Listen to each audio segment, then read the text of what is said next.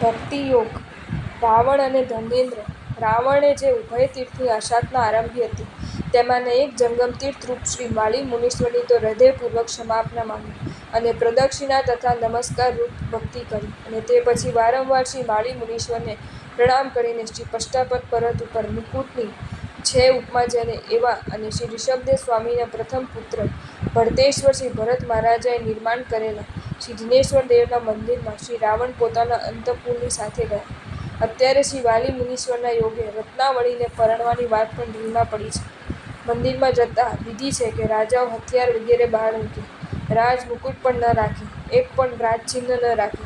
એ સમજે કે ત્રણ જગતના નાથ પાસે અને રાજા નથી ત્યાં અમારું રાજચિહ્ન હોઈ ન શકે. શ્રી રાવણે પણ ચંદ્રહાસ સદી શસ્ત્રોને મૂકીને પોતાના અંતઃપુરની સાથે પોતાની જાતે શ્રી રાવણે શ્રી ઋષભદેવ સ્વામી આદિ 24 શ્રી જિનેશ્વર દેવોની અષ્ટપ્રકારની પૂજા કરી. ત્યાં તો મૂર્તિઓ ભગવાનના વર પ્રમાણે જ છે. ભગવાનનો જે વર્ણ તે જ વર્ણની અને જેટલી ઊંચાઈ તેટલી જ ઊંચી વિગેરે સ્વરૂપવાળી મૂર્તિઓ ત્યાં છે. દ્રવ્ય પૂજા કર્યા પછી મહાસાહસિક શ્રી રાવણે ભક્તિપૂર્વક સ્નાયુને ખેંચીને અને તંત્રીને પ્રમાર્જીને ભૂજ વીણા વગાડવા માંડી. હવે જે વખતે શ્રી રાવણ ગ્રામ રાગથી મનોહર વીણા વગાડે છે અને તેનું અંતઃપુર સપ્ત સ્વરથી મનોહર ગાય છે તે વખતે નાગકુમારનો ઇન્દ્ર શ્રી ધર્મેન્દ્ર ચૈત્યની યાત્રા માટે આવ્યો અને પૂજાપૂર્વક શ્રી અરિહંત દેવોને વંદના કરી.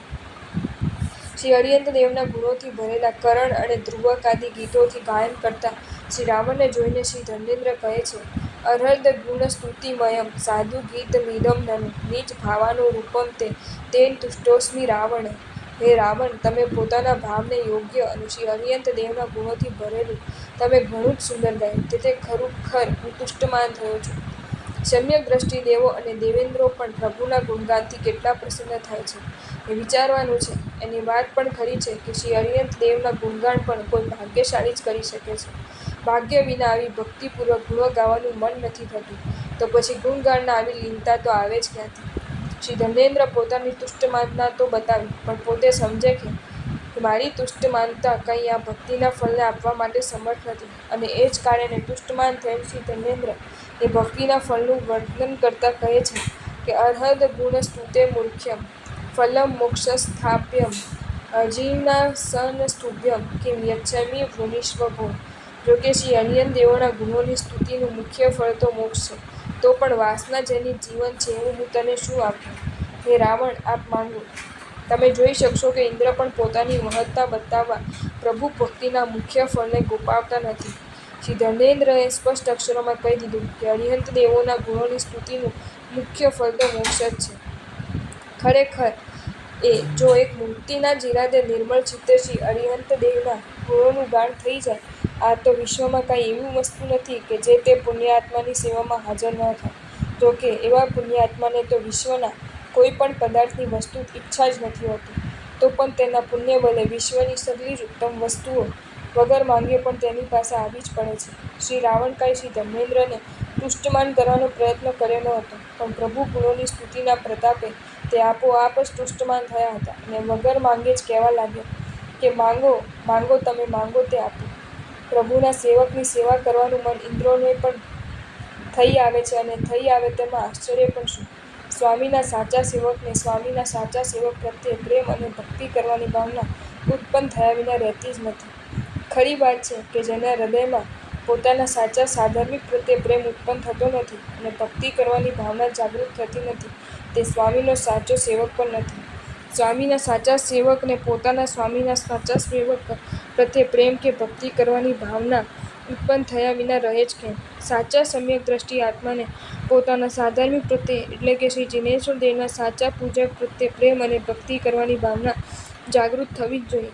જેમ શ્રી રાવણને માંગણી કરવાનું શ્રી ધર્મેન્દ્રે કહ્યું, તેમ જો કોઈ સંસારના પીપાસુનું કહે તો તે ભક્તિના મુખ્ય ફળનો નાશ કર્યા વિના રહે ખરો કે નહીં? નહીં જ.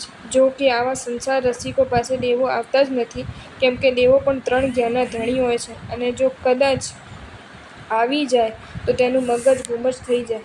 અત્યારે દેવતા નથી આવતા તે પણ ભલા માટે, કેમ કે તેમના આગમનને પણ પચાવવાની તાકાત કરે છે અને શ્રી રાવણ કે જે પ્રાય ભોગ જીવનમાં જ રત છે તેનું માંગવાનું કહેવાય છે, તે છતાં ભક્તિના યોગે તુષ્ટમાન થઈને માંગવાનું કહેનાર શ્રી ધર્મેન્દ્રને શ્રી રાવણ શું કહે છે તે જ જોવાનું છે. ખરેખર સમ્યક દ્રષ્ટિ આત્માઓની વાતો પણ આનંદને આપવા સાથે વસ્તુ તત્વનું ભાન કરાવનારી જ હોય છે. શ્રી ધર્મેન્દ્ર અને શ્રી રાવણનો વાર્તાલાપ પણ એવો જ છે. આપણે જોયું કે રત્નાવળીને પરણાવવા જતા શ્રી રાવણ શ્રી વાલી મુનીશ્વરના સંસર્ગથી એ વાતને ભૂલી ગયો અને અષ્ટાપદગીરી ઉપરના ચૈત્યમાં પ્રભુની પૂજા ભક્તિ કરવા ગયા. શ્રી વાલી મુનીશ્વરના સંસર્ગનું આ ફળ છે. શાસ્ત્ર કહે છે કે વિષય કસાયની વાસના વધે તે વખતે સમાવનાર મળે તો એ વાસના આત્માને એકદમ ઉન્માદ નથી લઈ જતી, પણ સમાવનારને બદલે સિંચનાર મળે તો એ વાસના આત્માને ક્યાં લઈ જાય એનો પત્તો નહીં. આપણે જોઈ ગયા કે શ્રી રાવણ પ્રભુ પાસે ભક્તિ કરે છે, પોતે વીણા વગાડે છે, શ્રીમતી મંદોદરી રાણી સ્તુતિ કરે છે અને અંગમાંથી સ્નાયુ કાઢીને પણ રાવણ ભક્તિમાં ત્રુટિ પડવા નથી દેતા. આ ભક્તિ કોને આવે? ભક્તિના ધ્યેય તરફ આત્મા અભિમુખ થાય તેને. આપણે એ પણ જોઈ ગયા કે નાગકુમાર ધર્મેન્દ્ર આવ્યા છે, ભક્તિ જોઈ તુષ્ટ થયા છે અને શ્રી રાવણને વરદાન માંગવાનું એમણે કહ્યું છે. ધર્મેન્દ્ર વિચારે છે કે એક મનુષ્યનો આત્મા આવી એકતાનતાપૂર્વક અરહતની ભક્તિ કરે છે, માટે જરૂર મારે એની ભક્તિ કરવી જોઈએ. દાસનો દાસ હું આ પ્રમાણે તો તમે રોજ કહો છો, પણ તે મોઢીથી છે કે હૈયેથી છે? જો તમને આ વિડીયો ગમ્યો હોય તો આ વિડીયોને લાઇક કરો અને શેર કરો અને આવા જ નવા વિડીયો જોવા માટે જૈન ફેક્ટ્સ એન્ડ સ્ટોરીઝની ચેનલને સબસ્ક્રાઈબ કરો. ધન્યવાદ.